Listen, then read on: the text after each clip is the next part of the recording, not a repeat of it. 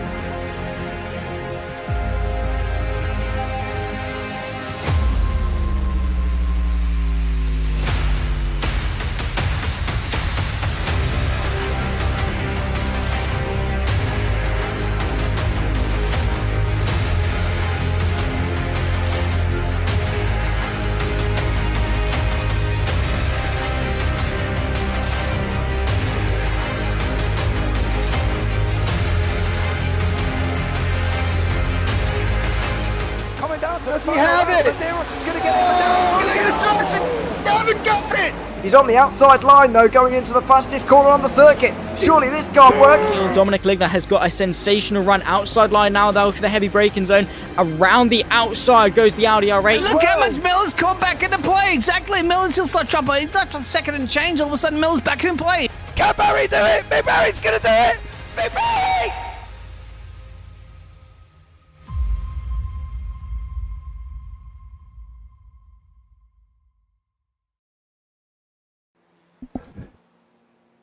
Good evening and welcome along to round 2 of the JPB Touring Car Championship Cup live from KnockHill. I am James Parfitt. I'm going to be joined up in the booth by the one and only Mr. Zach Sweeney this evening.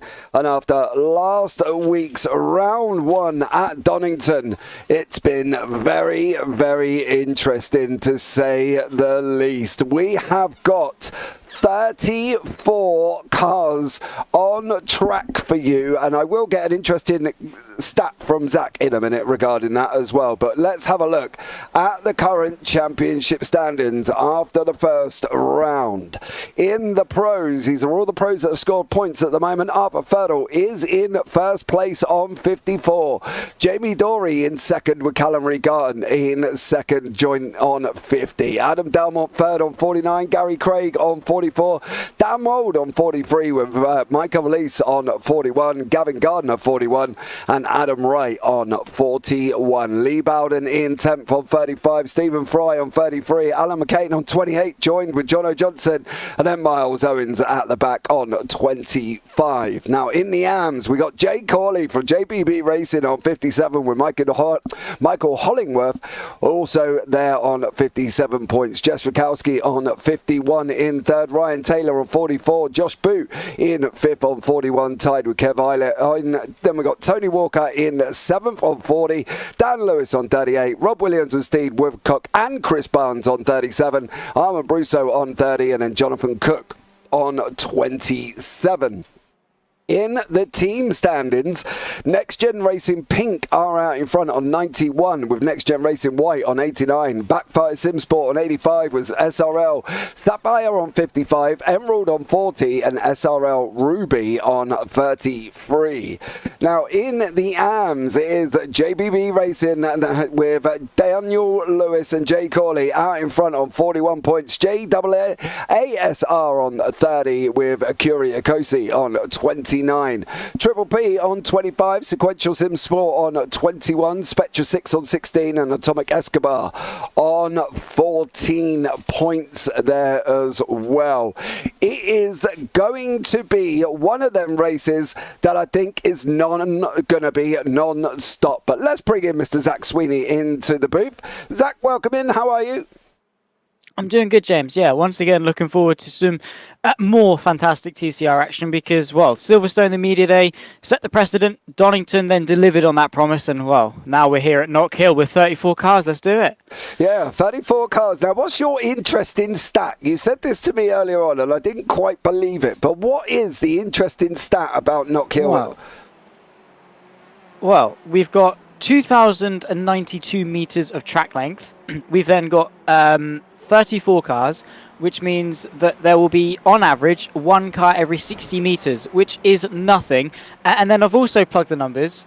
The average length, maybe, of a touring car, let's say the Audi RS3, 4.5 meters long.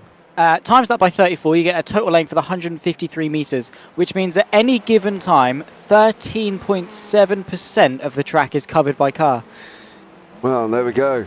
And we're at KnockHill. And we are going to sit here and say what can go wrong. Zach, tell us a little bit about KnockHill. What could go wrong and where?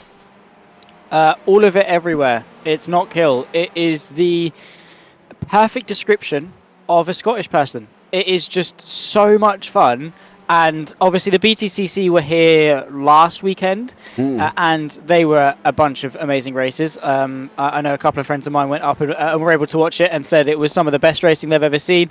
I mean, you've got turns 1 and 2, the downhill sweepers through 1 into 2, just a lot of fun to drive. And then obviously that uphill chicane as well, up over the sausage curbs.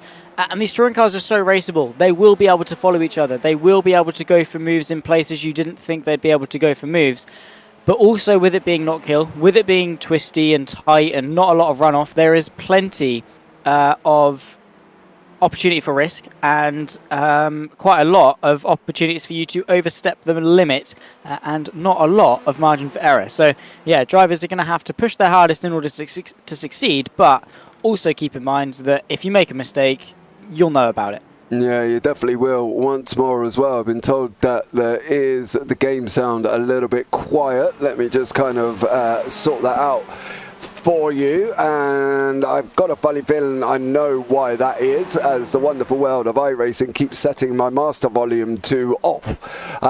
So I have applied a filter, and hopefully it will be managing to sort itself out here this evening as well. And I do have somebody who's in YouTube chat messaging me saying you need to go a little bit louder. So I have turned it up a little bit more, but I could go in and start messing around with the settings because I've got a funny feeling that's where the problem lies. As I say, it keeps setting my volume down to the lowest it can possibly be. So hopefully it will be resolved out. Now, okay, so last week at Donington, right, in the pros in race 1, it was Mould, Thurtle and Craig. In the AMs, it was Hollingworth, Corley and Island. Now, in race 2, it was Dory, Dalmont and Thurtle, and then in the AMs, it was Corley, Hollingworth and Jess Rakowski. She took 3rd place and did an absolutely stellar job there as well. We've got the difference between last week and this week, Zach, is obviously the amount of cars we've got. Now, we've got 34 this week, so what are we looking at in terms of kind of carnage, but great racing? I think that's probably what we're going to be looking for, I think. Oh, yeah. I mean, that goes without saying. It's the JPB TCR Championship, which will always throw a curveball at you, but more so here at KnockHill, more so, again, because we've got 34 cars. Not going to be a lot of room.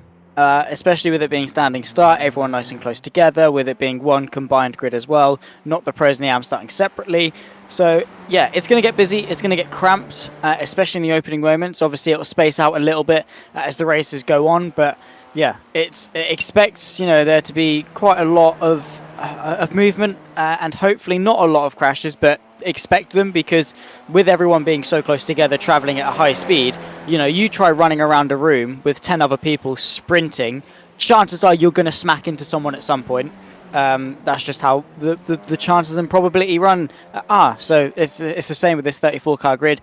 all barreling their way through KnockHill on the opening lap. It's a short circuit. These are heated drivers who will chuck moves down the inside. Respectfully, of course, they're not going to do anything stupid.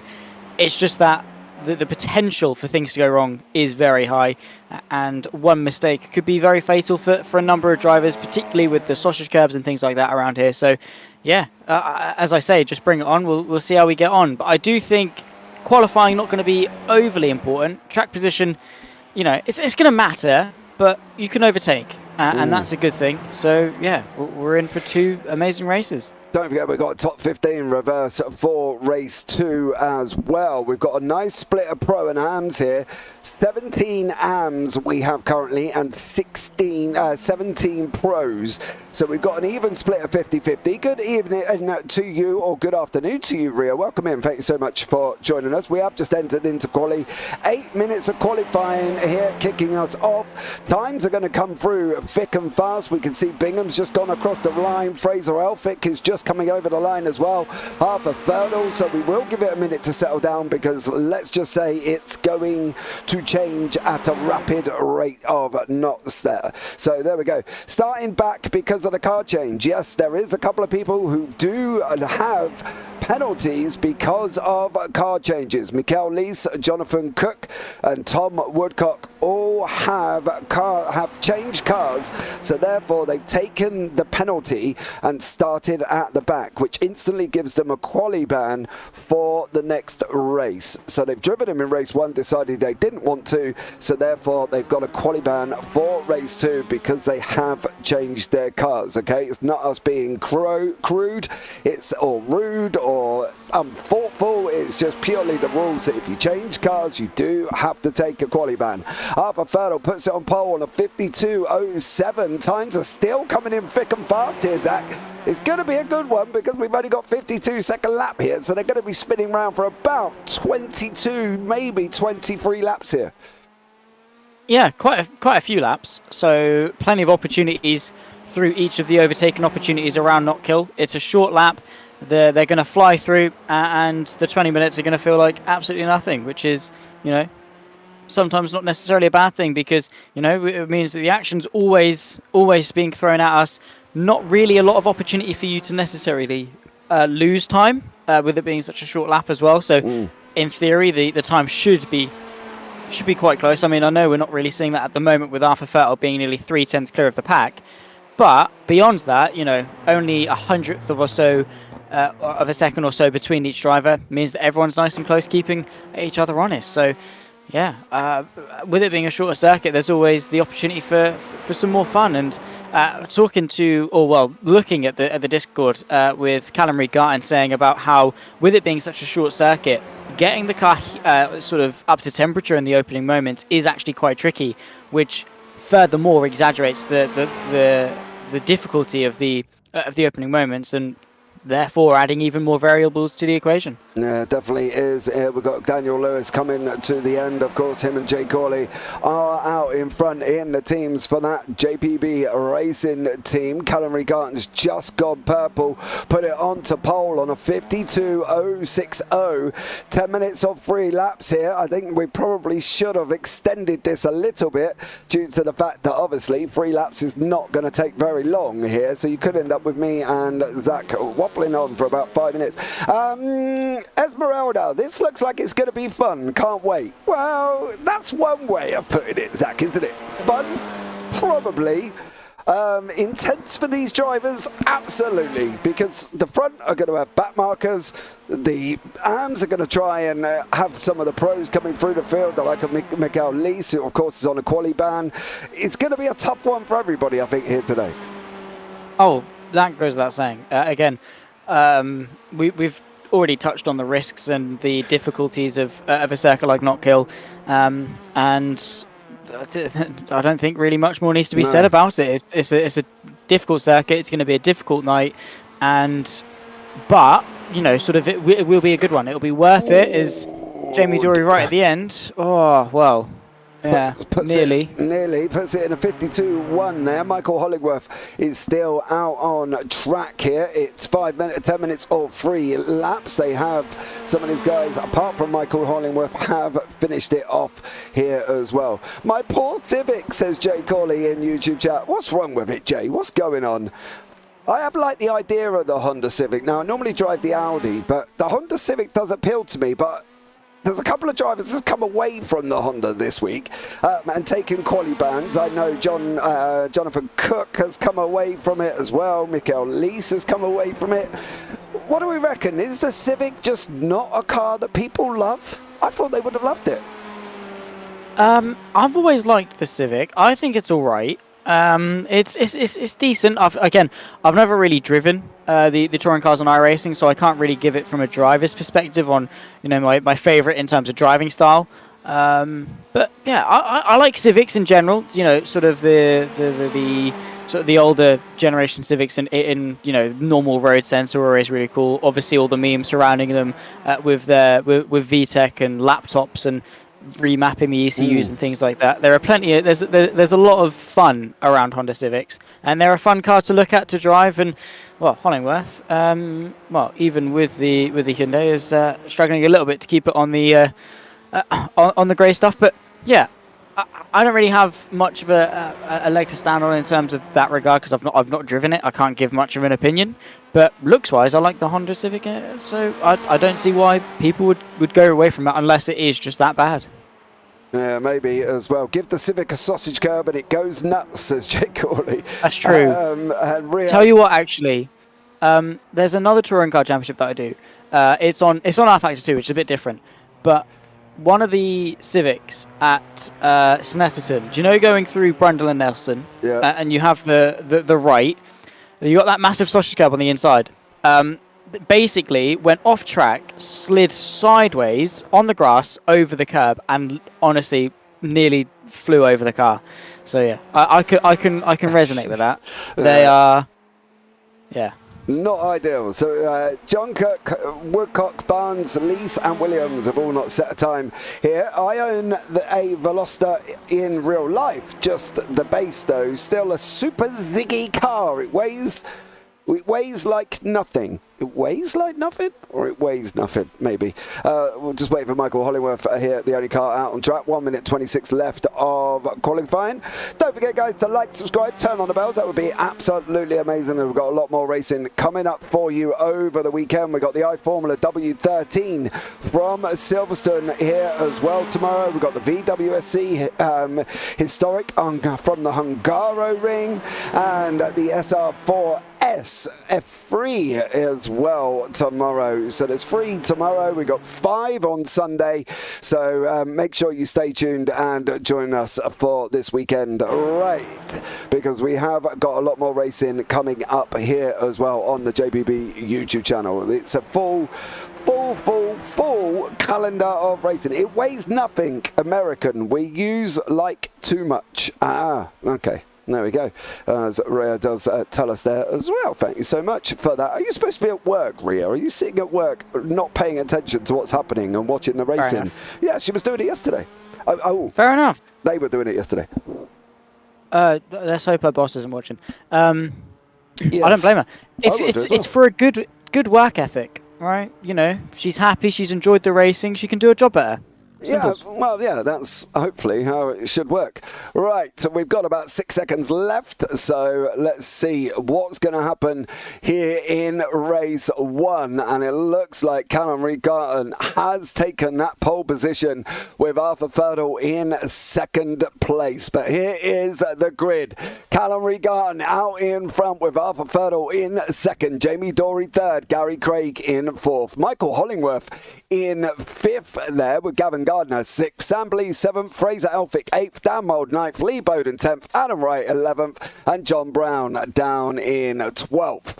Adam Dalmont in 13th with Mark Hutchinson 14th, Stephen Fry 15th. Then we go into the arms of Jay Corley, Tony Walcott and Scott Malcolm. Kev Eilert, Alan McCain, Carl Jacklett, Daniel Fritz, Gavin Petty and Tom Bingham round out your 24. Then you got Ryan Taylor, Michael Seal, Dan Lewis, Josh Boot, Jess Rakowski, Mikael Lees, Tom Tom Woodcock, Jonathan Cook, Chris Barnes and Rob Williams all did not set times. Of course, 3 of them guys do have quali bans, so they have not set a time, which is great to see that they've respected the rules here as well. But we're going to be up and running very, very shortly as we wait for all of the cars to get on to the grid. She is right. The cameras can't really see me. It's fine. Oh, okay. There you go. You know, the thing with that is you just, you know, for us as broadcasters, getting people's genders, pronouns right is terrible, because you are only generally going off a name, which isn't always matches the pronouns that go with it. So I'm glad you've confirmed she is fine. Thank you so much for that one. Didn't want to get ourselves into trouble here, but Callum Regarton will be on pole position, just waiting for Gary Craig. You can see the cars here, Zach. It's an interesting size grid, but let's get the start up and running as we bring you the first of 2 races. 4 lights, 5 lights.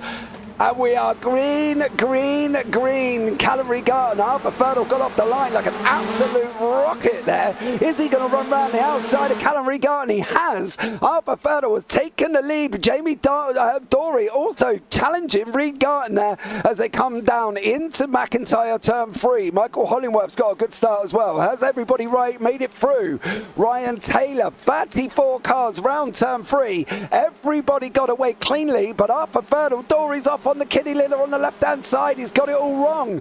Can he keep it on track for Jamie Dory? He's managed to hold it there, Zach, but at the moment, everybody apart from Dory got away cleanly.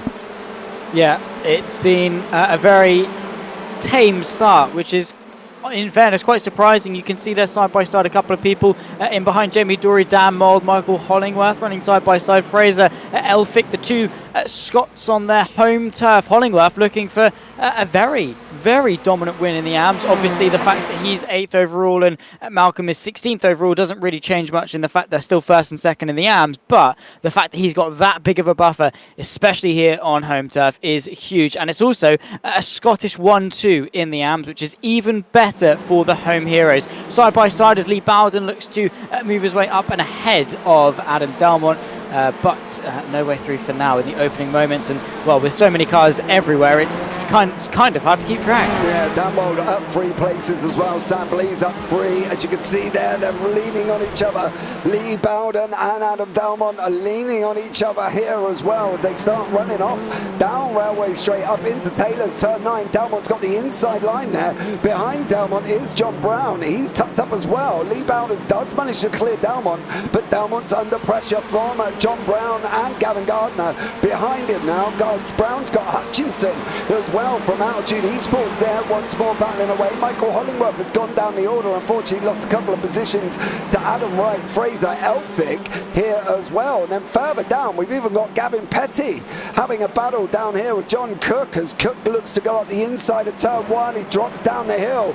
Petty loses a position there. Is he going to lose a position to Tom Woodcock? Round the outside of 3 he goes, and Woodcock's going to make that run. One of the things that's going to be interesting about this as well, with Jay Corley and also Carl Jacklett having a nice little battle once more with Tony Walker here as well, Zach, is the fact that they've got to try and master certain parts of the circuit, right? Turn 9, got to get it right. Turn 1 and 2, down the dip into 3, got to get it right. 5 and 6 is also a challenge as well. The whole track is challenging for these guys. What are they going to be able to do here, Zach, to manage to hang on to this? Because at the moment, Arthur Ferdle, Callum Regarton are opening up with Gary Craig, opening up about a 2.3 second gap back to Sam Blease and Jamie Dory.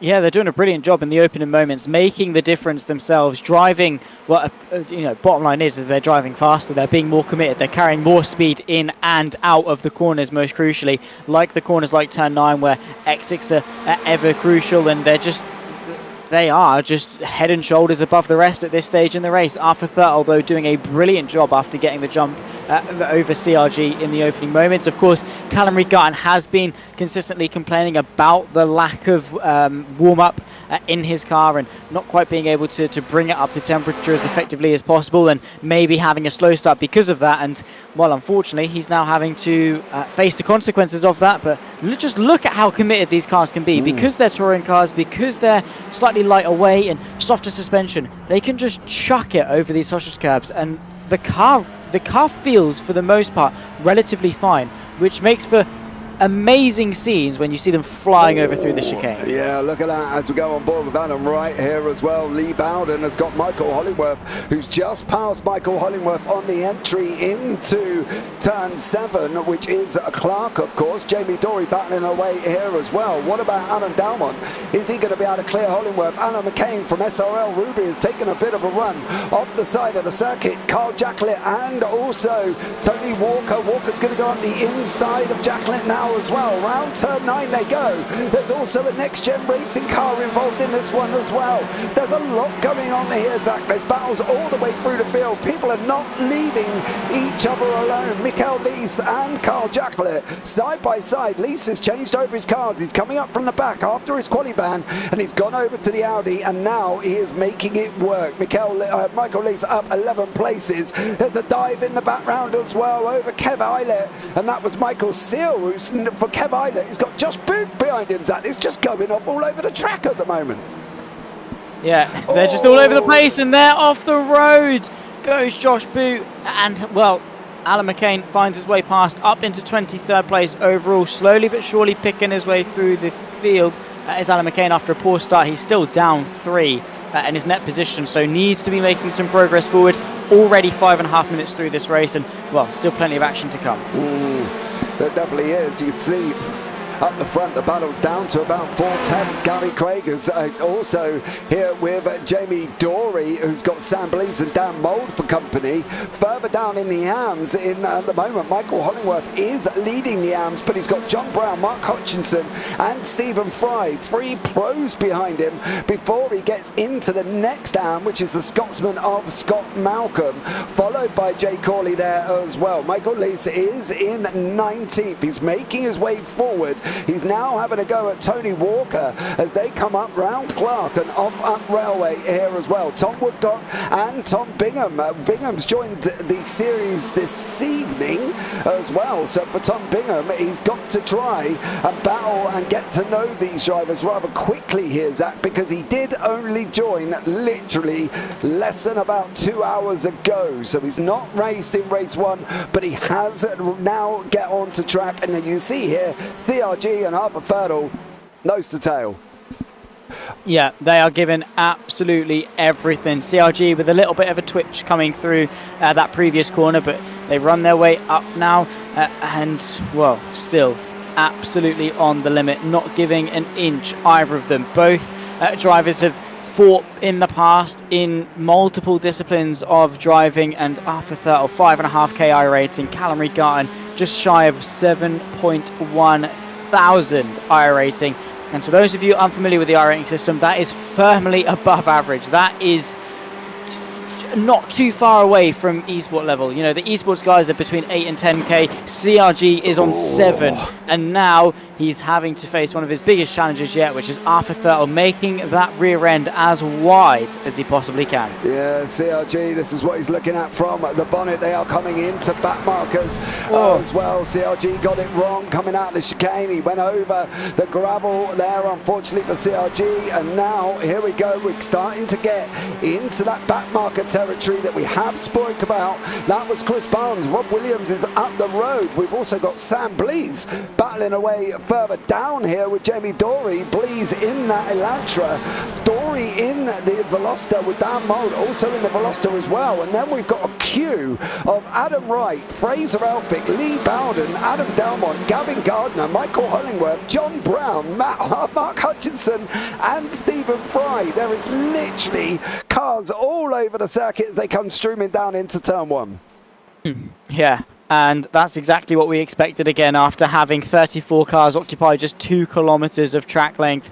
we expected cars to be everywhere. Just look at that timing tower. It is so many different colours, but the majority one is orange, which means they are in incredibly close proximity to each other, less than half a second between each of the cars. And this run right here, Adam Wright versus Fraser Elphick, Lee Bowden not too far back. Then you've got Delmont Gardner all the way down to Stephen Fry in 15th place. Now you can see the Scotsman trying to get himself up an extra place in towards turn number 9. Defensive goes the 27. Fraser Elphick, though, going the long way round, puts his foot down. A little bit of understeer as is natural in these front-wheel drive cars, but now he's got the run. It'll be a very tricky shenanigan to go around the outside of turn 1, though. Yeah, Elphick had a go. He's trying that outside line there with right in the inside down into turn 1. This is where Elphick's got to try and keep his nose in as he can, because he's got the flying Lee Bowden, who's just trying to send it on Elphick there. He's trying to unsettle him. Don't run too wide through 5 and 6. Please don't do that. They didn't do that. Bowden thought about it and then didn't do it. Delmont sitting in the middle of the pack here as well. And John Brown, of course, is just cleared Michael Hollingworth. Mark Hutchinson gives Hollingworth a little bit of a bump off through turn 7. And now Hutchinson is on the inside of Hollingworth here as well. If Hollingworth's not careful, he's going to drop into the claws of Scott Malcolm in the arms here. So Hollingworth's got to try and now decide what this man is going to do. He is an AM amongst the pros here, Zach, but he's got Stephen Fry and then he's got Scott Malcolm. This AM battle could end up going off as we get towards the end, as we go into the last 10 minutes here as well. And Michael Hollingworth's got to be a little bit careful because there's Scott Malcolm and Jay Corley behind him. Yeah, he's got to be on his A game, being so aware. Your head's on a swivel, side by side going through the chicane. That's definitely very impressive. The up and under potentially as well, just in front. That's John Brown, I think, trying to pick his way past. Indeed it is, as well. Mav Gardner is making up for or Gavin Gardner, I should say, making a very, very wide rear end of his touring car. But you've got your head is just all over the place. Checking your mirrors is a bit of a send into turn 9. Is there going to be contact a little bit? Corley. Oh, that was close. Yeah, Corley sending out the inside of Malcolm there as well. And Corley did manage to hold it, but it was a little bit of a tap on Stephen Fry. These two guys battling it out for the AM here in second place. Corley's going to make it through, I think, here as well. He drops down the downhill. And now for Corley, you've got Stephen Fry and then Michael Hollingworth in front. Fraser Elphick and Adam Wright still battling away. Then we've got Arthur Ferdle, CRG and Gary Craig up the front. And then we've got Dory, who's got Blees and Mould behind him. Then we've got Wright, who's got Elphick. Bowden's got pretty much half the field. And then Corley also as well. And even Walker down in 19th has got everybody nestled in behind him at the moment there as well. And it looks like Michael Seal might be the first casualty of this race. Is this the first person to have an incident here as well? Michael Seal goes up over the chicane. What does he do? Oh, there's contact and he spins him off. He instantly goes on to the brakes there. That's Tony Walker. Michael Seal's going to let Walker through, I think, as well. I think it's going to allow him to come back onto the track there. But that is one of the things that could happen here, Zach, on lap 13, coming out of 5 and 6. And as you can see, Seal has allowed Walker to go through. So well done to Michael Seal. But that is the first contact that we've had.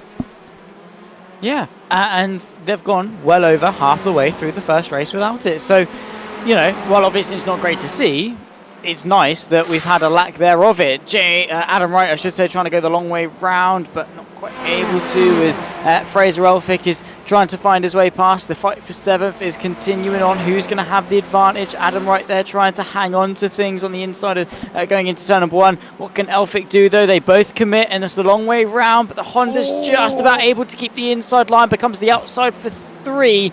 Adam Wright, unfortunately, losing the place to the Flying Scotsman. Yeah, definitely. CRG and Arthur Ferdle now as well. It looks like Arthur Ferdle's got himself a slowdown coming out here. He's going to lose his place to CRG. He's going to lose a place to Gary Craig. He's going to have to try and go again there. Unlucky for Ferdle. Leaders are on their way round to back markers. We've got Rob Williams and Michael Seal in front currently of them at the moment. You can see CRG on the flashing on the lights there. Williams pulls over, and that's great from everybody to be aware of where they are on track with everybody coming. Dory's now flashing Williams as well. I'm not going to ask him to lift off that far back, Mr. Dory. I'm not going to lie. You are a little bit far back. You're going to have to wait until you get out of turn 5 and 6 here before Williams, I think, will instantly go to the other side of the circuit, and there he goes, and allows them to go through. I get the flashing, but not from about a second and a half back there, Zach. You've got to give the back marker time to get to somewhere where it's sensible.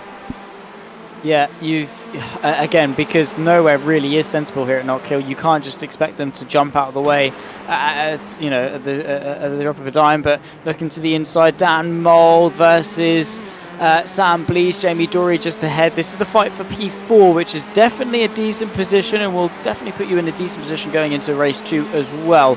Just over 5 minutes, just under 6 more accurately into turn number 1, and Dan Mould not quite able to find a way past for now. The champion of touring cars, not reigning. That of course goes to Gary Craig, but the champion nonetheless. Dan Mould is flying, and well, I have to say I think he's enjoying the challenge. He's met his match in terms of touring car drivers, and he's really having to put the effort in order to succeed.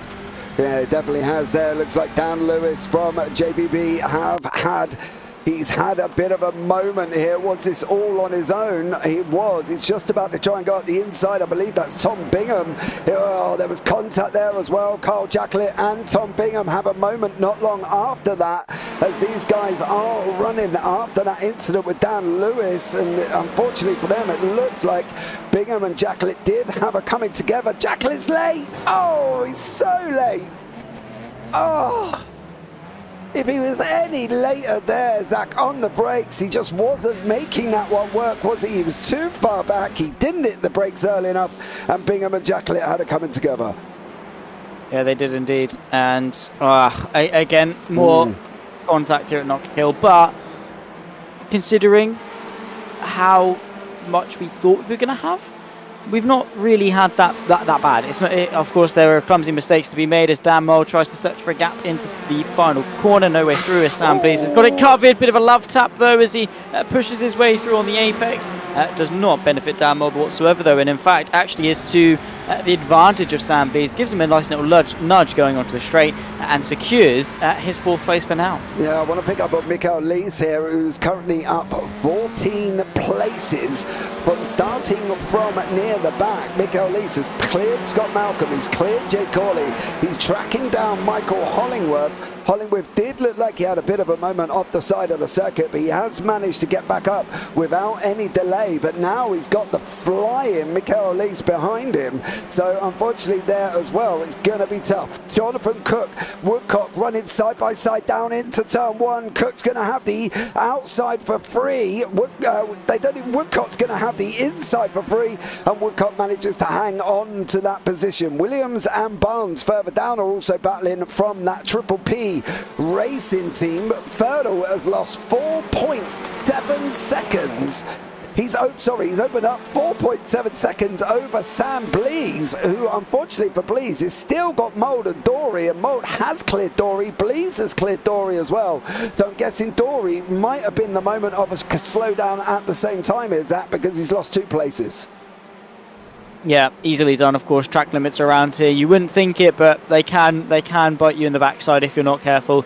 So that's unfortunate for Jamie Dory, of course, down 3 places from his starting position of 3rd, which just goes to show the unpredictability and the chaos that can ensue here at KnockHill. Sam Blease, though, controlling that 4th place. Dan Mould under a little bit of pressure from Jamie Dory, who looks to go to the outside of the final corner. His very flashy pink rims, it must be said, at the bottom end of his Hyundai, and now as he exits the final corner, he's in the slipstream. Is he close enough from moving to turn number 1 though? I don't think so, because you're really not on the brakes for very long, even in these touring cars. Yeah, we've lost Adam Delmont. Adam Delmont did end up going down the field here. What happened with Delmont? That's Bowden on the inside.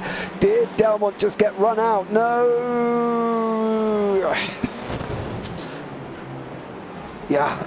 Him and Bowden had a moment there as well, unfortunately, down into turn 3. And Delmont ended up dropping all the way down the order. He's all the way down in 31st place is Delmont. Mould has not managed to drop Dory here once more. Jotun Brown and Lee Bowden are now going at it as well with Gardner and Hutchinson. So this is where Bowden is going to struggle now. He's got Gardner on the outside. He's going to have the inside line for 9 here. Can Bowden manage to send it in? He's got to send it in deep here. We've got to try. All right, you've got to get the gap, but you've also got to just go and make the gap. Mr. Lee Bowden, and that's allowed Mark Hutchinson from Altitude Esports to get onto the back of this group here. Zach, this could be a stellar group as the leaders are coming around turn 7. They're going to be starting the final lap, I believe, this time around, unless they get across quick enough where they might be with this one more. Yeah, it's going to be close. I don't quite think they're going to be able to get it. They need to cross the line in the next 9 seconds. 4, 3, 2, 1. We'll see what Barney's doing. I don't think they've made it yet. We're now going on to the final lap. There he is, waving his way. The strongest left arm in sim racing. One more go around. Callum Regarden's got the lead, and well, Gary Craig in second with Arthur Fettel just behind. I think this is CRG's. Yeah, I think CRG is going to get this with Craig, with Fettel.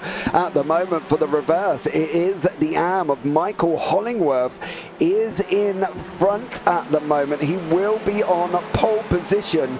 15 places ahead of Scott Malcolm in that fight. So it's going to be an interesting one here. What CRG is going to do with the Michael Seal and Daniel Fritz in front of him. These guys are battling it out further down. Fritz is going to have a go up the inside of Walker. He does make it clean. CRG is behind him. He's not really sure where to go here for Callum Regarden. There isn't anywhere he can go. He's trying to nestle in. He's going to take the victory anyway. And I think them three at the back are going to have to go one more. They are going to have to go one more, and there's going to be some great battling right at the back end of the field here with Fritz, Walker and Barnes, and also Michael Seal, who's in the front of him here as well. It's going to be an interesting one for this guys, but CRG does take the victory in the pros, and I've got a funny feeling it is going to be Hollingworth in the arms. He's going to come over the line. He is. He hangs on from Jay Corley, from Scott Malcolm and Jay Corley there. So great little battle. What's going to happen with Carl Jacklett and Tom Bingham here? Well, we'll find out on that run to the line. Plenty of action between these guys. Carl Jacklett trying to sweep underneath him at the final stages. It's a drag race to the line. I don't quite think Jacklett's got the run. And unfortunately, on the inside line, it's P25 at the best for him, but still plenty of action left to uncover. However, what I am looking at is who's finished 15th is Dan Lewis as well. Has a drag race to the line with Seal on the run to the line. 15th place goes the way of Michael Hollingworth. And now the AM leader, the home hero, on pole position for race 2.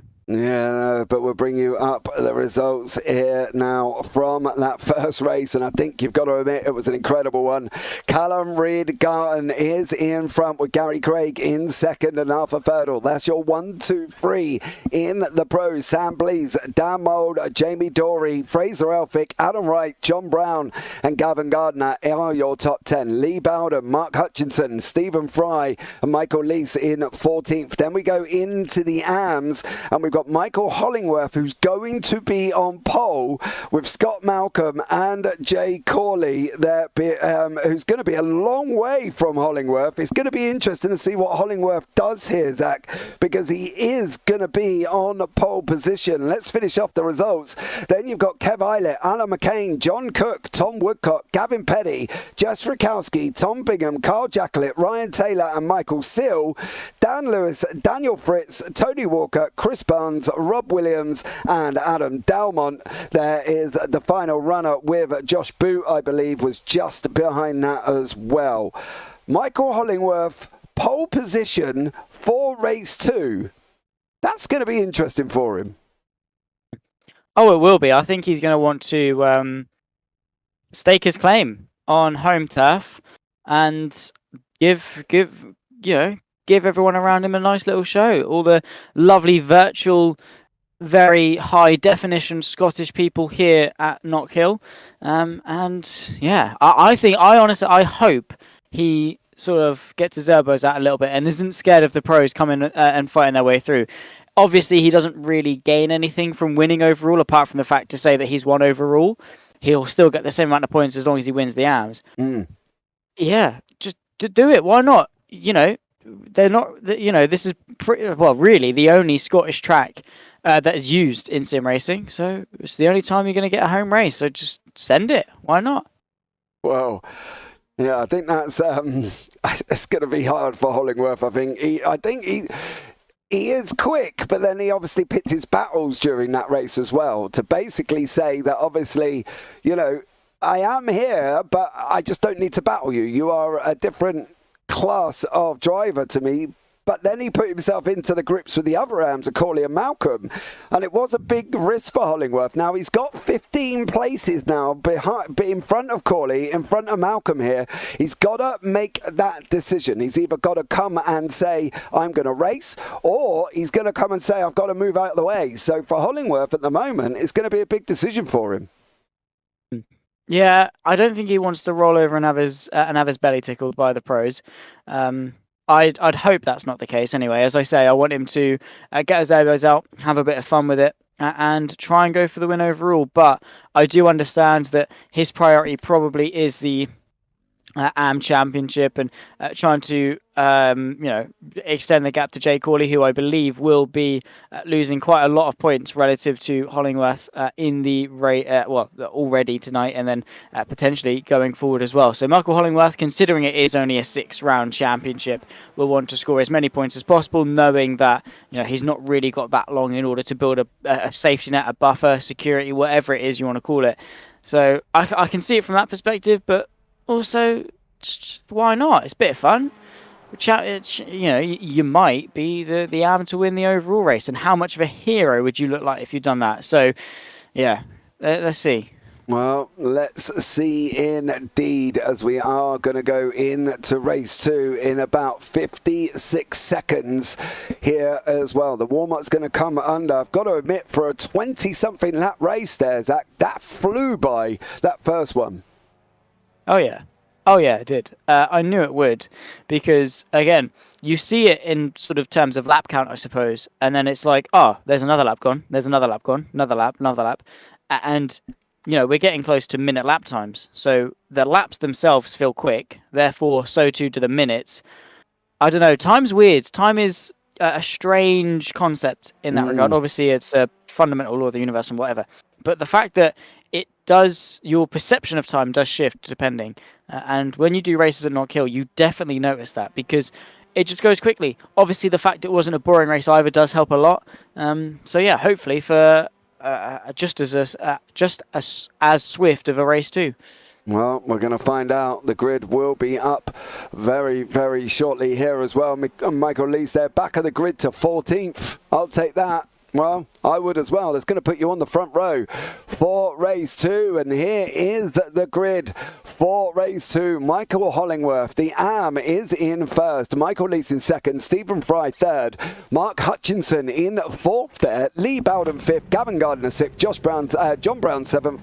Adam Wright eighth. Fraser Elphick ninth. Jamie Dorey 10th. Dan Mould 11th. And Sam Blees down in 12th. Then you've got Arthur Ferdle, Gary Craig and CRG. Then we go into the AMs of Scott Malcolm, Jay Corley, Kev Eilert, Alan McCain, Jonathan Cook, Tom Woodcock, Gavin Petty, Jess Rikowski and Tom Bingham.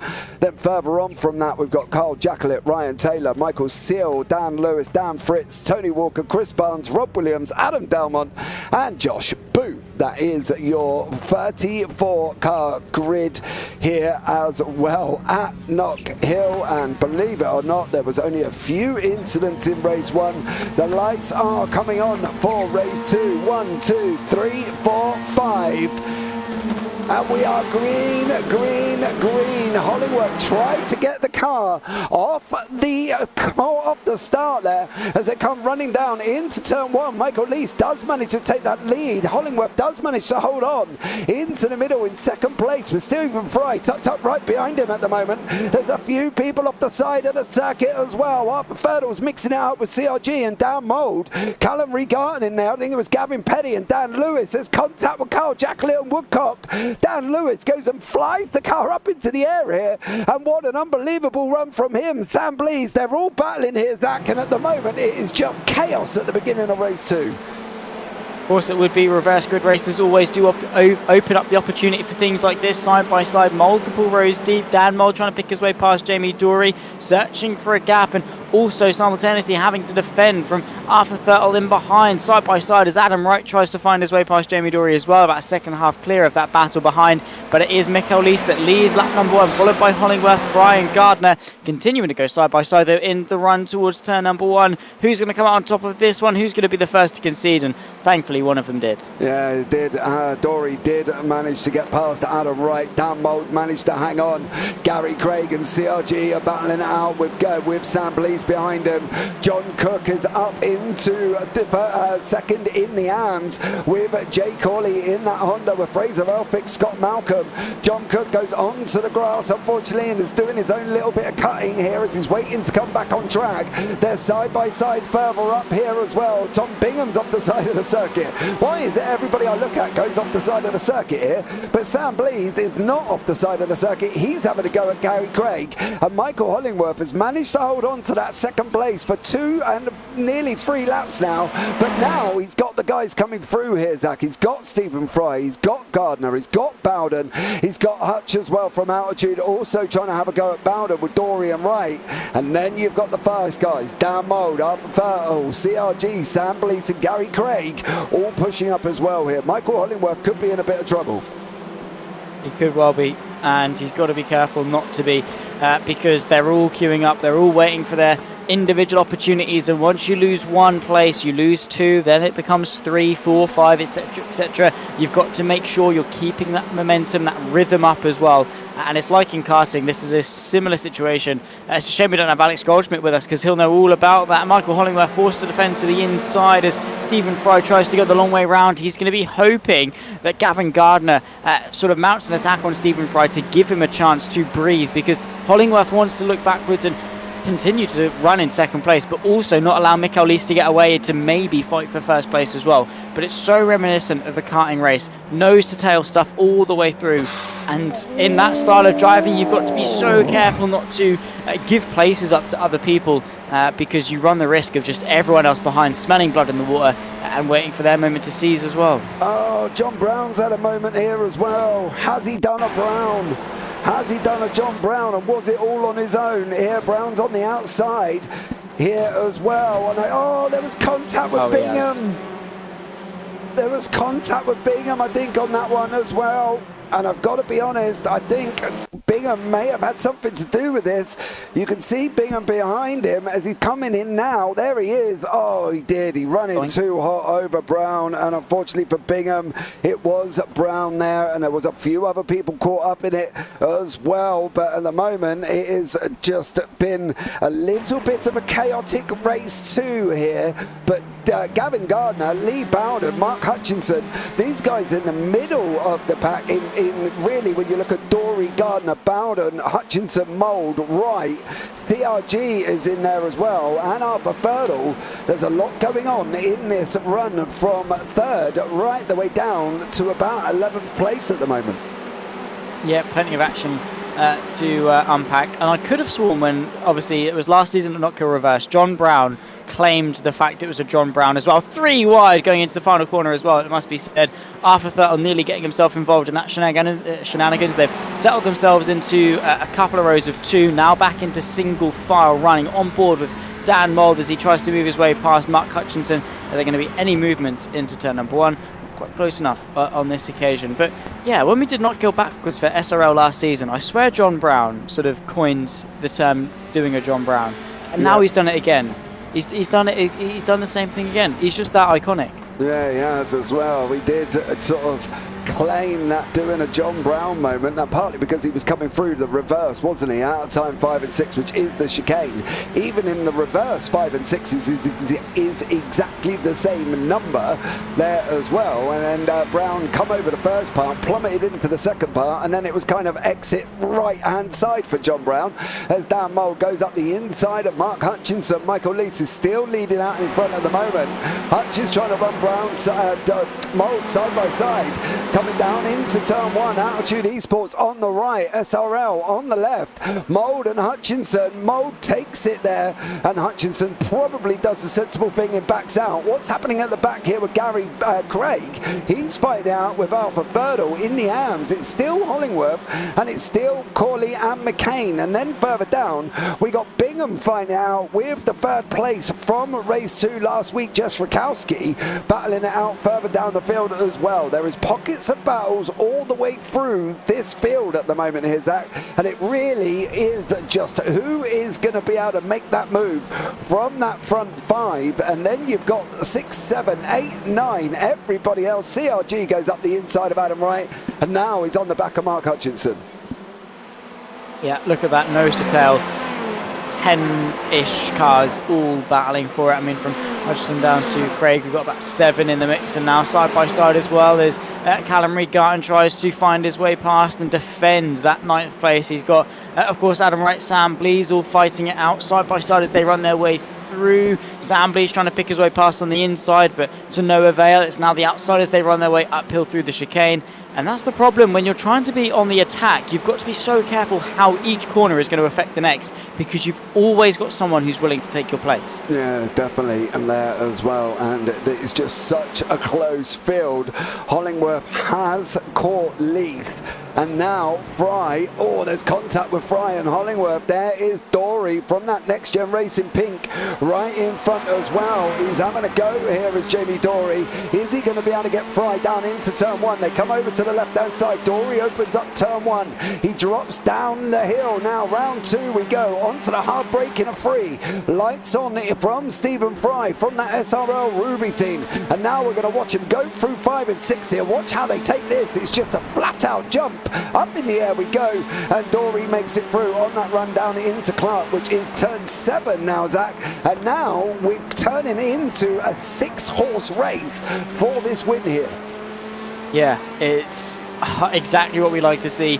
Not even halfway through the race yet either. 7 minutes 50 seconds through. Mikael Lees, Hollingworth, Fry, Dory, Gardner, Bowden all separated by virtually nothing. A little bit of contact as Bowden tries to close the gap to Gavin Gardner, but nothing major, nothing that won't disadvantage Gardner majorly. But Hollingworth, I'm proud of him. He's still in the mix. That slipstream is keeping him in touch. His pace has been really good as well. Fastest of everyone by Gavin Gardner and Lee Bowden. So, you know, 3rd quickest of a 6-car train. Not definitely doing too bad. And up in 2nd place on track as well. Considering he's meant to be an AM, he's doing all right. Hollingworth is holding his own at the front end here. They're swapping at the back with Daniel Fritz and Elphick. Elphick has just gone past Fritz, and now he's got Seal in front of him. Tom Bingham's there in front of that as well, with Rakowski still leading the way in her Audi. There is Dory and Fry. Dory's just gone up the inside. He's followed by Gardner. Gardner's got his elbows out on Stephen Fry. Fry manages to hang on only just there. I'm not going to lie, it was a bit of a moment for Stephen Fry. He nearly lost 2 positions. Dory opened the door. Gardner went to come through, but to no prevail. Yeah, nothing quite good enough as it stands, but again, more opportunities to come. Still half the race left to go as we approach the 10-minute mark, and yeah, just because you haven't done it now doesn't mean you're not going to do it ever. You have, though, got to be mindful of your actions and how they are going to lead on. And you know, it's all good sending a move for 4th place now if it means that you're not going to be able to fight for 3rd a little bit later on. You've got to be thinking of your the cause and effect. If you cause an incident, what effect is it going to have? Inside line for Jamie Dory as he tries to pick his way past Hollingworth and up into 2nd place. I have to be honest, I don't think Michael fought that one too hard. No, Mark Hutchinson defending hard from CRG. The man from altitude against CRG on the right-hand side. They're going to come down. Hutchinson's going to have the inside line. He's being pushed along from Adam Wright here as well. Wright can see it all. That's the view from Adam Wright. CRG's run a little bit wide. Adam Wright's going to go around the outside. He's going to make it stick. Is he going to get him into 3? They're running side by side, I believe. CRG got pushed out a little bit. Fertles now having a go at Callum Reed-Garton here as well. Reed-Garton does manage to hang on to 9th place, but Arthur Ferdle was giving him a push there. And do you know the interesting thing about this at the moment is the fact that we've got a stroke for field at nearly 3.6 in the pros, 1.9 in the AMs, and for Arthur Ferdle, who's down in 10th place at the moment, just goes to show the class of the drivers that are here this evening. Yeah, Callum Reed-Garton as well, just ahead of him in 9th. I mean, two of the highest I rating, I think the two highest I rating. I mean, Dan Mold, actually, Sam Blees and Gary Craig all within the 5 and a bit K mark as well, so they're all doing quite well in terms of their rating as well, but two of the best, and all of them are not quite, you know, breaching into the main part of the top 10. Callum Reed-Garton and Arthur Ferdle just on the back end of it, the rest of them well and truly outside the top 10. Just going to show not only the reverse grid format definitely working in giving the underdogs a chance, but just goes to show that even though you won race 1 and are the quote-unquote quicker guys, doesn't mean you're going to have an easy time of fighting your way through the pack in race 2. Yeah, Ferdle's under pressure from Gary Craig. Craig's on the outside on the run down into 9.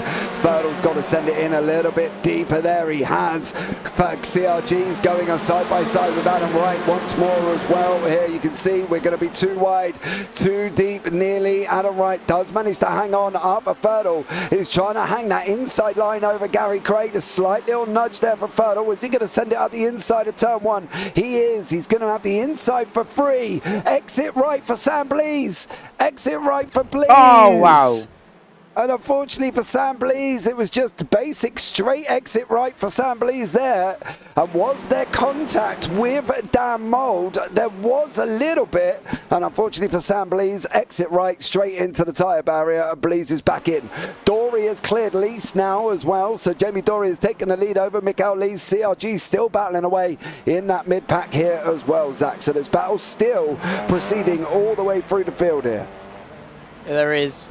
It's been the talk of the town really for the majority of this race. Everyone has been so close. I mean, just look at it. The majority of the field is close to another car. Jamie Dory somehow able to defend the race lead from Mikael Lease. Michael Hollingworth again still doing a brilliant job taking the overall AM podium as it stands. Whether he's going to keep it over the course of the next 7 minutes or so does beg a different question. As you can see there, Stephen Fry trying to move his way past. Same to Lee Bowden, just freight training their way past. Hollingworth not really too willing to put up much of a fight. And this is what I talked about in regards to momentum, is that you saw as soon as Fry and Bowden found a way past, almost immediately Gardner thought about going for a move. Yeah, definitely. He wanted to clear Hollingworth here as well. Ferdle's got the door wide open with Adam Wright. Wright's one in a little bit wide. There was a slight little bit of contact slide by Adam Wright there.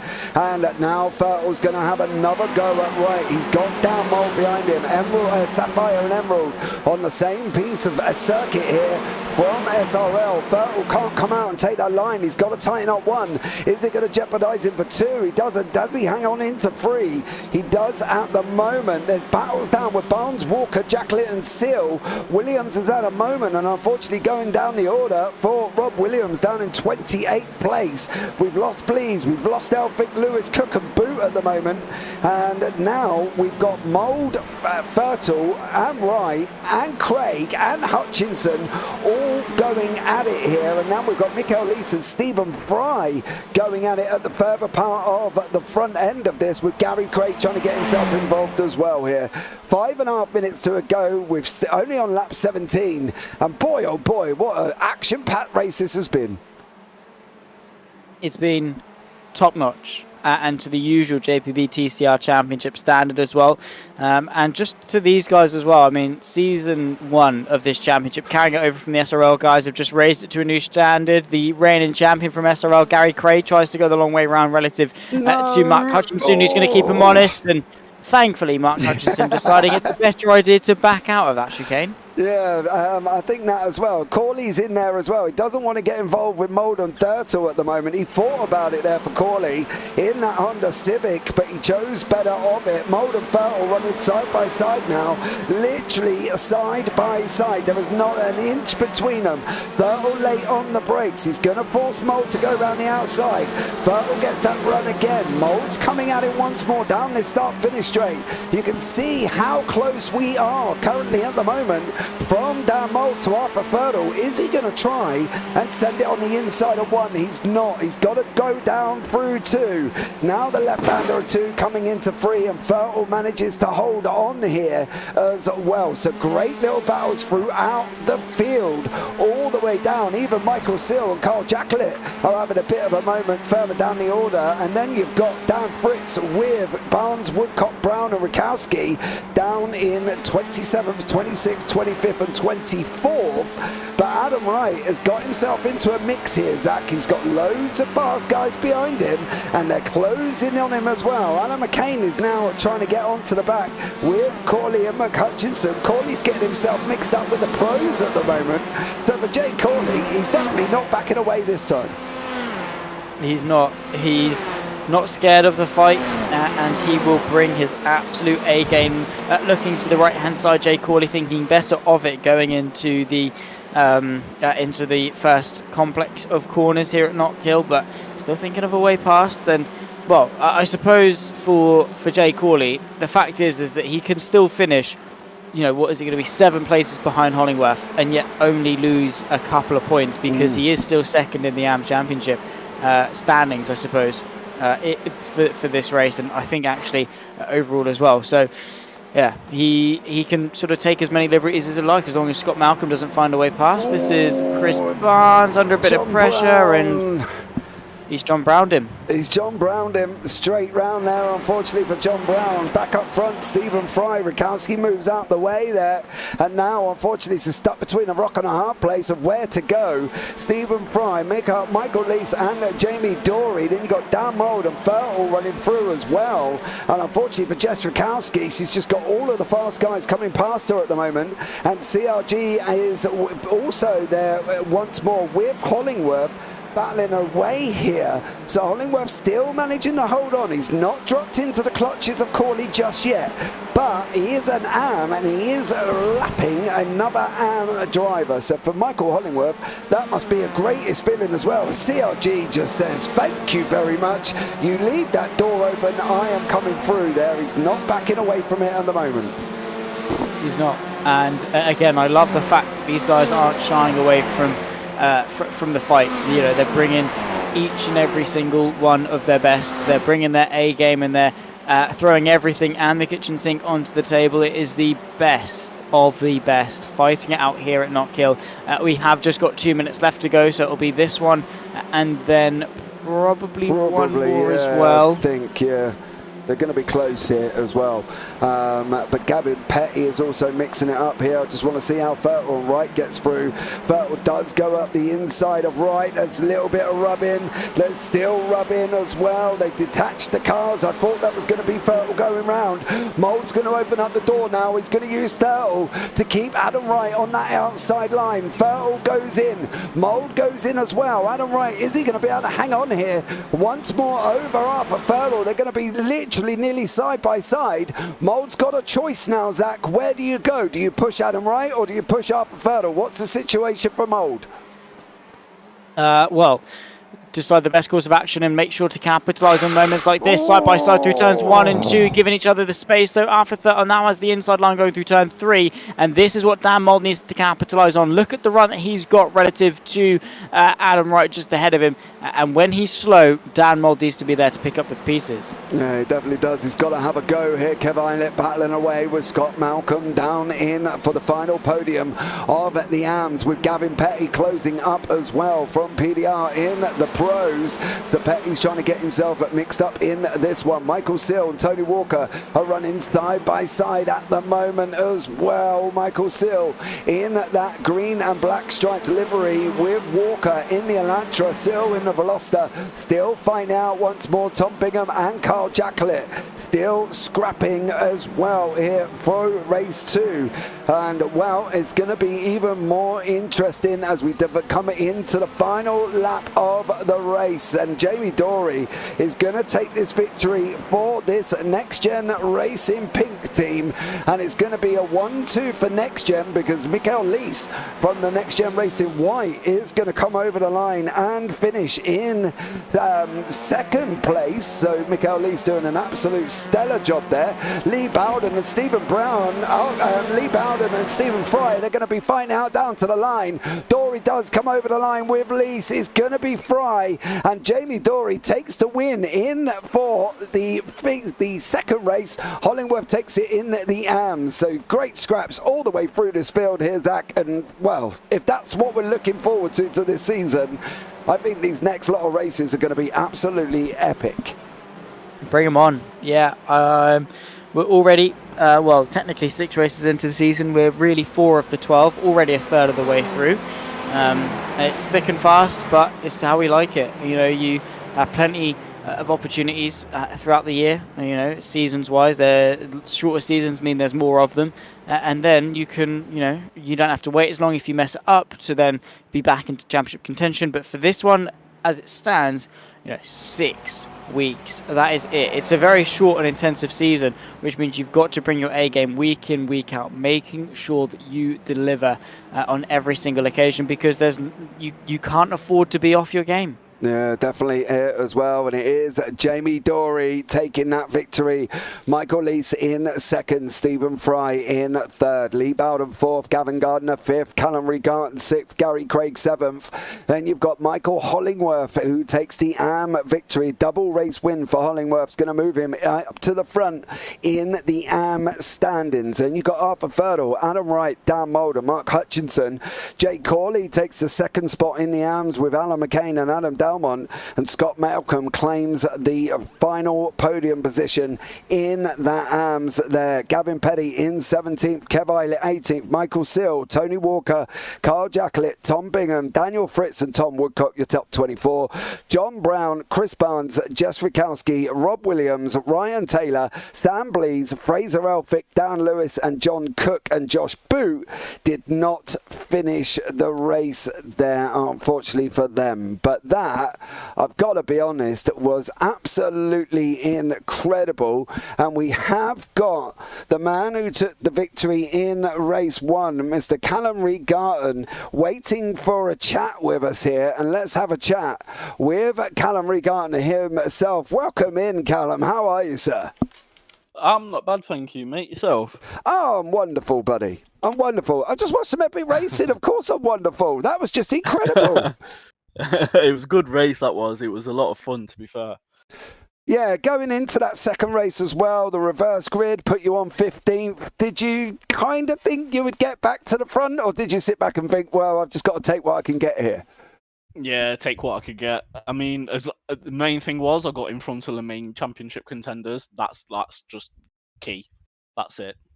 So I'm happy with the 6th place in race 2, but obviously happy with the win in race 1 as well. Yeah, definitely. You did take that win over Gary Craig and Arthur Ferdle. It was a nice little battle with Ferdle by what we can only be perceived that he got a slowdown that allowed you and Craig through. Yeah. It's a tough one this season. You know, when we're looking at the strength of field, Callum, you know, we're looking at nearly 4K in the pros here. This ain't going to be easy for anybody, regardless of your IR at the moment. Exactly, yeah. I mean, some of the guys that I've raced against so far, like it's been brilliant. Like today, obviously the track was a bit tighter. It's been a little bit more argy-bargy, but that's TCR in general, and obviously on a tight, fast track like KnockHill, of course, there's going to be like little bits of little shoves here and there, which is like, you know, it's racing at the end of the day. Yeah, it definitely is. Going forward, though, for you, what do you think of your chances for the championship here? Because at the moment, it's very tough. There's a lot of good people. And then we've got Snetterton, Oulton Park and Brands. Do you think you can take it here this season? Possibly. We'll see. I think now I should be net leading the championship, I think, maybe. I'm not entirely too sure. Maybe a couple of points between me and Jamie Dory. Yeah. Possibly. But the main contenders, I've pulled a bit of a gap on the main contenders, which is a plus. So We'll see. We'll see how it plans out. It's going to be an interesting season. I've never completed a full season of TCR before, so it'll be interesting. Yeah, it definitely will be. I think that's one that's definitely going to spice things up here, because I'm not going to lie, after watching tonight's race, 34 cars was just absolutely incredible, watching them all go hurtling down in through turn 1 and 2. And that was pretty impressive from all of them, to be honest, as well. Barely any incidents in race 1. I think that's probably one of the things. Race 2 did get a bit crazy at the beginning. Yeah, I mean, I think somebody went off at the start. I think maybe I'm not sure. But so far, it's been really good. Like, it's been respectable. It's been clean. It's been really good. Like, it's been one of the best TCR series that I've raced in a long, long time, and I've raced in like WSR, and that's just absolute chaos. So in terms of driving standards, 10-10, and the competition which is here as well, really good, really, really good. So yeah, I'm content. I'm happy. I'm good. Well, it's like they say, a happy CRG is happy for everyone. Callum, thanks so much for joining us there, bud. Anyone you want to shout out before we let you go? Yeah, obviously you guys getting me in last minute last week. Thank you for obviously all the organisers and the admins, and also big shout out to my team Sabel. Yeah, absolutely. Well, thank you so much, Mr. Reed Garton. We will let you go and look forward to seeing you next week. Take care, guys. And you, mate. All right, let's have a chat with Kev Eilert, who's had a very interesting race, finished 4th in the AMS in race 2. Welcome in, Kev. How are you? I'm pretty darn well, thank you very much, James. How was your evening of racing here? Sweaty. My word, that was bumper to bumper all the way round. That was darn good fun. That was. I mean, credit to Scott. I mean, Scott in both races there were just all the way around, just fighting each other and tapping each other. But you know, the racing was so fair; it was unreal. At that AM battle, I think between everyone, it was just so close. I think that's the good thing, isn't it? You've always got somebody to race against. You know, throughout the field, there were so many battles in race 2. We just didn't know where to point the camera. For you guys, that's got to be sort of fun and exciting, and thinking I'm actually not just going to drive around at the back on my own. Absolutely. I mean, compared to the last round in Donington, which ended a bit of a disappointment for myself, that was a great way to come back and, you know, really challenge and fight everyone. I mean, I think ultimately in the first race especially, there was probably only 2 seconds between first to fourth in the AMS, and then not far off that in the second race. So it's awesome. I mean, if we can all start together and for the second race, that'd be even better. Yeah, well, you were just separated by Michael Hollingworth, who grabbed that last position there to put himself up in the front. Unfortunately, it was going to be tough for everybody after that in the AMS to get through there, Kev, to be honest, because you had 16 places and Hollingworth weren't going to really drop 16. Going forward for yourself, what do you think this season's going to hold for you here, Kev? Do you think you're going to be able to challenge up with the likes of Quali, Hollingworth, Rakowski? It could be anybody's game in the AMS. To be honest, I think it's wide open this season. I can't see a clear winner coming out of it. I just got to go down to the last race and a drop week or something like that. And I hope it does. You know, whoever pulls it off is going to win it purely on merit, and because everyone's going to give them each other a good battle. It's so close in the AMS, it's unreal. I hope I'm challenging. I really do. So fingers crossed it carries on that way. Well, let's hope as well, Kev, as well. Thanks so much for joining us there, bud. Anyone you want to shout out before I let you go? Just you guys keep putting on an awesome performance, the awesome broadcast, and thanks for everyone's help and assistance all the way through as well. So it's been good to race with the big guys. It definitely has. Well, thank you, Kev, for joining us there, bud, and look forward to seeing you next week. Thank you, bud. Take care. Take care. Right, next up on the list, we're going to have a chat with Scott Malcolm here as well. He's second in race 1, third in race 2. Not a bad evening of racing here for you, Scott. Welcome in, bud. Thanks so much for joining us. Yeah, how are you doing, guys? I'm all right, mate. How are you? Pretty cool down after that. Good arse, it dirty my sweat.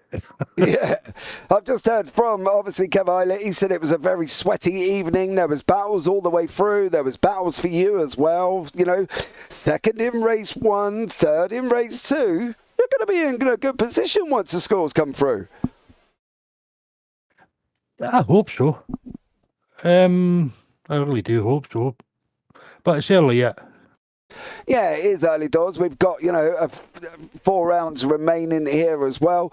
What do you think? We've just heard from Kev. He said the AMS is just wide open. I think that's one of the things we're looking at here. Great battles with the AMS at the moment. Do you think you can hang on from the likes of Hollingworth, from Quali, from Islet, from Seal? It's going to be interesting there. Yeah, it's going to be. I think it's going to go right down the wire. But as long as I can keep up with these guys, keep getting second and third places.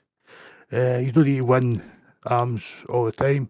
Could be somebody else winning next week, and I'll still maybe try and aim for a second or third. But you've got likes of Kevin, you've got Carol, you've got there's a lot of fast arms out there. Yeah. It's not just Kevin and Michael, and maybe this suited their track. It was their favourite track. It suited me tonight. It might not suit me next week. It might not suit them next week. It might be somebody completely different. You don't know. Yeah, definitely. Well, Scott, thank you so much for joining us there, bud. Anyone you want to shout out before I let you go? Just the league organisers and Team Ignium and everybody else, and that's it, I think. Awesome, Scott. Thank you so much there, bud. Look forward to having a chat. I'll see you on track next week. Yes. Take care, bud. Bye. Right, next up we will have a chat with Gary Craig, who got 2nd in race 1, 7th in race 2. Gary, welcome in. How are you, sir? Very good. That was quite hectic tonight. Yeah, it looked quite hectic, but also you must have had a smile on your face. That was great racing. Yeah, it was. I mean, we had a good battle at the front in the first race there. It's one of those things, race ones are always a little bit calmer because everyone's at about the pace they are thanks to Quali, whereas that race 2 reverse grid was just craziness because Callum, Arthur and me all had quite similar pace. I could never get enough over pace to really kind of have a proper stab, so I just kind of sat and waited for something to happen and managed to get Arthur in the first race. But that second race, I was expecting the faster guys to work together a bit more, but as soon as there was a gap, it was just 3 wide. Like me and Arthur race were side by side for almost an entire lap at one point. It was great fun. Hectic but fun. Yeah, it definitely was as well. You come in, obviously we've taken over from SRL, you come in as the champion.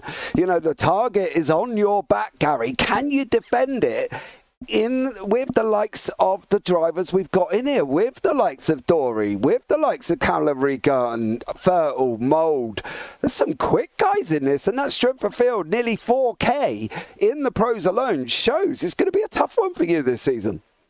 It is. I mean, we're all about as fast as each other on a 1-lap basis, and I think we saw that through practice and quali. We're all very, very close. So a lot of it's going to come down to luck, especially in race 2, and that's probably where I got the majority of my advantage last season, was just not having incidents in race 2. So that's what I'm just going to try and focus on, is get as many points in race 1 where I know I'm going to be quick enough because of quality. I mean, last week I really don't like Donington, so I was off the pace, and I'm never good there. But I'm kind of hoping for the rest of the season I'll be a bit closer. I'm definitely missing Snetterton because I'm away that weekend, so my drop week's definitely 0. So I have to make the rest of them count. So gonna keep my fingers crossed for race 2, staying out of the chaos. Yeah, definitely. You got to just try and do that and score as many points as you are. You did the same in the SRL last season, Gary. You maintained and managed the traffic in race 2 coming through the field there. So a great job from you. It's just about getting points in race 2. I think, to be honest, it's probably trying to get as high as you can, but as safe as you can at the same time.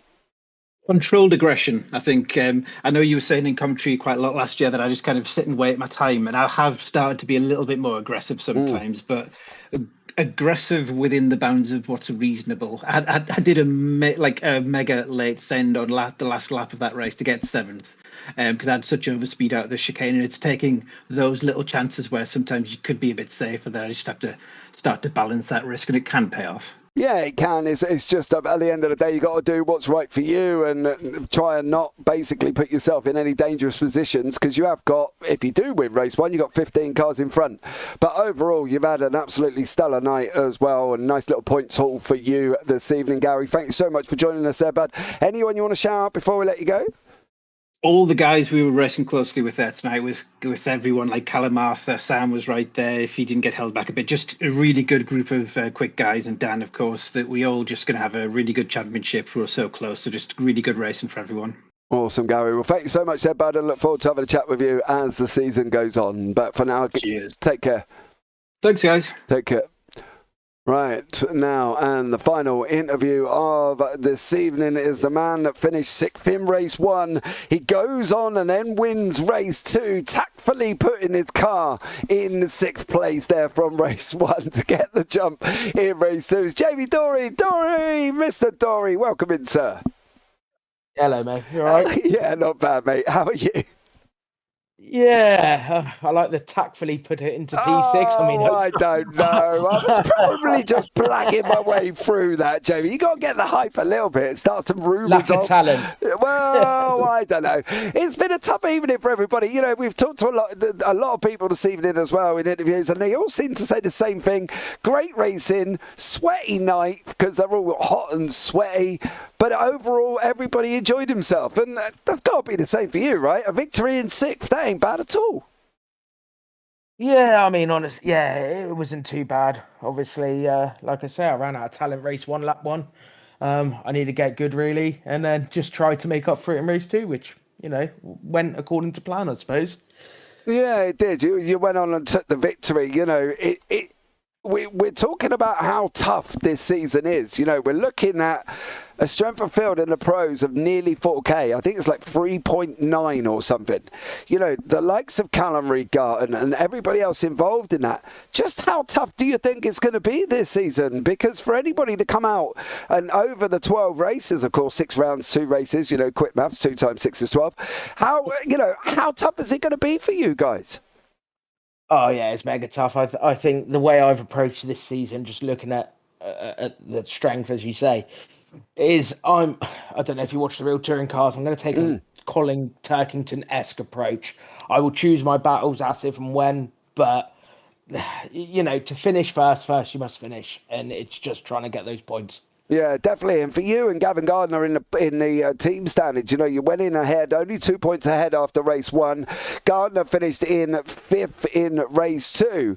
You know, have you got one eye on the team standings, or are you just mainly pushing for the solos and then thinking, yeah, maybe the teams will come at the same time? Well, yeah, I mean, you know, it'd be nice for us to get the teams, if I don't know if you caught it, but on race 2, if we keep driving the way we did when we were overtaking each other, I mean, the teams are going to be not our thing because we'll be backwards into a wall somewhere.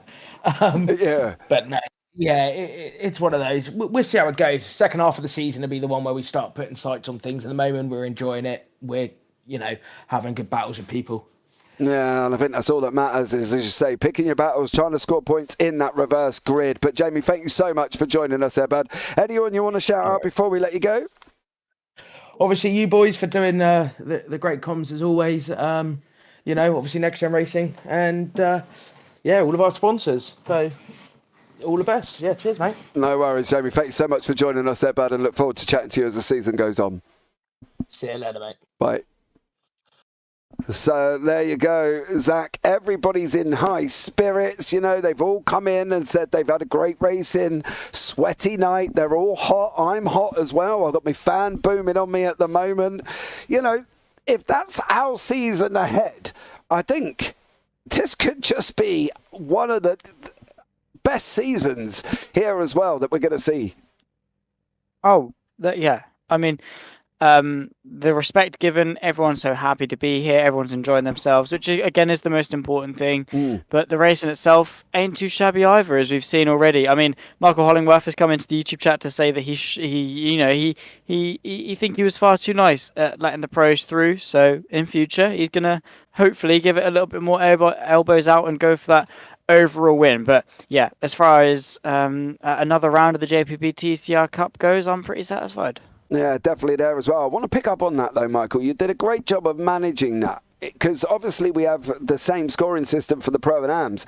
So, you know, as long as you finished ahead of the AMs, you were going to take maximum points. So overall for you, it's not been a bad evening, double victory in the AMs as well. So you may sit there and say you were far too nice, but you won both races. And that alone is all that matters for you, Michael. So well done on that one. But for guys, I think that's going to wrap up tonight as well. It's been a very eventful race. I've got to go and rest my voice. Zach's got to go to bed. He's a tired wee little bunny, is he, as well. So bless old poor old Zach. He's been up early all week. He started a job.